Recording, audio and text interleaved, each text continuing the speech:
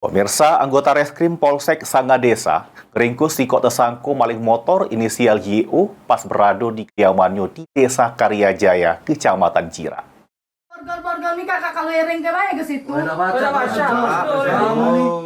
Inilah detik-detik polisi dari Polsek Sangadesa, Musi Banyu Asin berhasil ningkep tersangka spesialis curanmor inisial YU, warga Desa Karyajaya, Kecamatan Cirajaya, Musi Banyu Asin. Tersangka ditangkap di rumahnya sesudah polisi mengetahui keberadaan tersangka yang sempat kabur selama 1 bulan sebelumnya. Modus kejahatan yang dilakukan tersangka dengan cara minjem sepeda motor punya korban. Kemudian tersangka bawa kabur sepeda motor korban, sudah itu dijajokannya.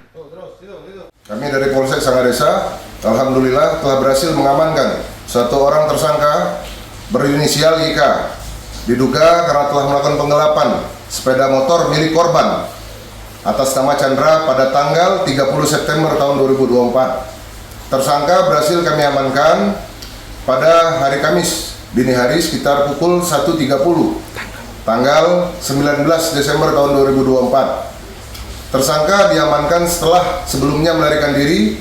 Kemudian kami mendapatkan informasi bahwa tersangka telah kembali dari persembunyiannya ke kediamannya. Kemudian unit reskrim dipimpin Kanit Reskrim melakukan pengejaran langsung ke rumah tersangka. Pada saat diamankan, tersangka sempat bersembunyi di atas plafon rumah miliknya. Karena kesigapan, anggota reskrim akhirnya berhasil mengamankan tersangka. Kemudian selanjutnya dilakukan pengembangan untuk mencari barang bukti. 1 unit sepeda motor Honda Karisma berwarna hitam ditemukan di rumah kediaman teman tersangka berinisial UN. Menurut keterangan tersangka, sepeda motor tersebut telah dijual kepada UN seharga 900.000. Kemudian tersangka dan barang bukti kami amankan dan dibawa ke Polsek Sangadesa untuk dilakukan proses penyidikan lebih lanjut. Terhadap tersangka, kami terapkan pasal 372 KUH Pidana dengan ancaman hukuman 4 tahun penjara. Demikian, wassalamualaikum warahmatullahi wabarakatuh.